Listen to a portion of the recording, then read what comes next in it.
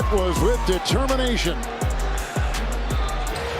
Lillard with 2, logo 3 on the way at the buzzer! High contact as he came across that court. Durant, meanwhile, is taking just 1 shot in the quarter. Lillard!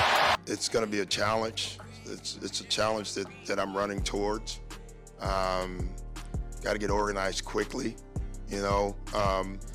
Can't try to do too much too soon. We're in the middle of a season, so we got to try to keep our rhythm. There are changes that we have to make. Our goal is to be great by the end of the year.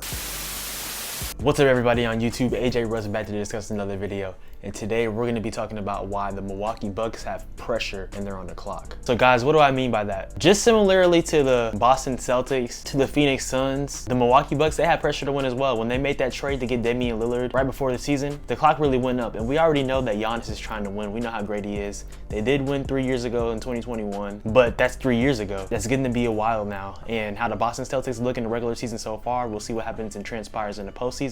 The Bucks, they still have a long way to go to even be considered as the team to beat in the East, because a lot of people are favoring Celtics, and rightfully so. They're the first seed. Right now they have a record of 58-16. Going to be the first team this season with 60 wins, and that's all legendary for the Celtics. But for the Bucks, they're number 2 in the East currently at the recording of this video, and they have enough to win, bro. I know they traded Drew Holiday. I know their bench isn't as deep as they used to be, but they still have the adequate pieces to contend and win a championship or two. When the Bucks fired Adrian Griffin in the middle of the season and hired Doc Rivers, I really didn't react to that. Not in a positive way, at least, because in my opinion, Doc Rivers is having the most glorified coaching run of all time. He hasn't won a championship in 16 years, guys. When they won that title in 08, I was still 5 years old, and I'm 21 now. Like, bro, how long is he gonna live off of that one title? And no disrespect to that Celtics team, because they were great. Of course, had Hall of Famers on that squad like Kevin Garnett and Ray Allen and Paul Pierce. Also had Rajon Rondo and my cousin Kendrick Perkins. But dude, he hasn't won since then, and in the 15 and 16 seasons since as a head coach, they've been lackluster to say the least. Multiple 3-1 series leads given up as coach of the Clippers, and giving up a 3-2 lead last year when the Sixers were up on the Boston Celtics. I mean, guys, how great of a coach is he really? I'm not trying to disrespect him or anything like that, because he's had a lot of opportunities, but in my opinion, this will be his last opportunity, and the Bucks need to win. Damian Lillard, he's 33, gonna be 34 in July. He's getting up there. Of course, he still plays at a high level, but how long will that sustain? Giannis, he signed the extension before the season, but how content is he gonna be in Milwaukee? We heard the rumblings before they made that trade for Dame. He could potentially explore his options, so there's a lot there. Chris Middleton, he's been playing solid since he returned from his injury, but he always deals with a lot of injuries, so that's a slippery slope. But before I elaborate even more, make sure you hit the subscribe button and turn on post notifications. Hit the like button. You know what we post about here: sports, lifestyle, pop culture, videos about Marvel, DC, all things of that nature, cooking videos. And with that being said, let's talk about the Milwaukee Bucks even more. So talking about the Doc Rivers situation even more, the Bucks are playing at the recording this video right now, and they're beating the Hawks by like 20-something points. So it's safe to say that in his 28 games of coaching, he has a 15-13 record now. That's not that crazy. I believe when Adrian Griffin was fired, they were like 31-13. So the problem, I don't know. I guess it was coaching. Giannis, he would have said something if he didn't want Griffin fired. So obviously there was some disconnect there. And same with the other players, same with Damian Lillard. But for me, I mean, you have enough, dude. Like I said a second ago. And I understand the defensive slippage going from Drew Holiday to Damian Lillard at point guard. I mean, that's really a trade-off, because you're having an explosive and legendary Hall of Fame talent level of scoring offensively with Damian Lillard, how he can play in a clutch as well. But defensively, you're looking at a player average to below average, which teams can attack non-stop off of switches, which will be crucial in the playoffs when the game slows down. And now your rival, well, I don't even know about rival, because the Celtics, they barely even play the Bucks in the playoffs, because the Heat are always beating the Bucks, and then the Heat end up beating the Celtics for the most part. We've seen in previous seasons. But the Celtics, they have your former point guard who locks up teams' best players, and that'll be interesting going into the playoffs to see if the Celtics do match up with the Bucks. But this team really has a 2-year window in my eyes. I'm gonna make a video about the Suns soon, so this is a similar thing that I'll say about the Phoenix Suns. But with this team constructed right before the season, and really because of the trade, I give them a realistic 2-year window. This year, if you don't make the finals or win the finals, that's okay, but you have to at least make the conference finals. And next year, it's championship or bust. Maybe they already have that ideology in terms of being a championship or bust this season. Of course, with Damian Lillard getting on up there, he wants to win. He left Portland for a reason. He wants to win a championship because that team in Portland was maxed out. But I just can't see them this season winning, because even if they were to miraculously beat the Boston Celtics, which I don't think is going to happen, but the Celtics, I mean, they've had slippage before. But if they were to make the finals, I still would pick the Nuggets over them. And that's no disrespect to the Bucks. Just the Nuggets, in my opinion, are the best team in the league, and they're showing that. I don't know right now if y'all watching March Madness, but UConn, how they're playing, dominating teams, won last season, and they have the potential to win this year. I think it's the same type of thing in the NBA with the Nuggets. I mean, they're just showing that there's levels when they can truly flip that switch on. Of course, in the regular season, they'll have their off games, but they know when to flip that switch in the postseason. And Mike Malone is a hell of a coach of how they play, and you can just tell there's a difference. Even when they played against the Celtics this season, they beat them twice, gave the Celtics their first home loss of the season, and also beat them a few weeks ago in Denver. So there's levels to it, and I don't think the Bucks are on that level at all, not even on the Celtics level. And for me, I don't want to say anything hyperbole about Giannis because he's going to turn 30 later this year, I believe, and he's had a Hall of Fame career already, in my opinion. This season, he's going crazy, averaging almost 31 points per game, 11.5 rebounds and 6 assists, shooting 62% from the field. I mean, that is bonkers. I mean, we know how great he is, but in my opinion, for him to only have one title at this point in his career, it's not a failure, but it's definitely underwhelming in terms of how great he is and the type of talent that he is, because he's already one of the best top 3 to 5 power forwards of all time in my eyes. Yes, he's that great in my opinion. I mean, I just can't forget that finals run, bro. He made 15, I believe, free throws, something like that, 15, 17 free throws when he was struggling all postseason in the 2021 playoffs. Went crazy. Like, literally, that killer instinct went Super Saiyan. It was crazy to see, and Giannis has that. He has the dedication. He has the work. He has the Mamba mentality in ways for sure. And like I said about his resume, at 29 years old, he's already made the defensive team 5 times, 7-time All-NBA player, 1-time Defensive Player of the Year, 1 Most Improved Player, won 2 MVPs, of course a Finals MVP, he has a championship ring as well, All-Star Game MVP. So I mean, literally, Giannis has a laundry list of accolades already. But I know for him and for the Milwaukee Bucks, he wants to add more, and they have the team to do so. Damian Lillard, like I said a second ago, he can go. We know how clutch he can be. He may be limited in terms of his defense ability at times, but you can mask that if you have the proper coaching staff, and we'll see. Like I said, if Doc Rivers has that. I'm not gonna say he's not a really good to almost great coach. I don't think he's great though. I think he's a good coach and you can win with him, but I just think in ways he struggles with adjustments, in my opinion. That could limit the Bucks in ways, especially this postseason. It's really gonna mean a lot, especially this year. Now, I said earlier, it'll be respectable if they lose in the conference finals, but anything less than that, that'll be glaring. Losing in the second round, losing in the first round like they did last year as a #1 seed,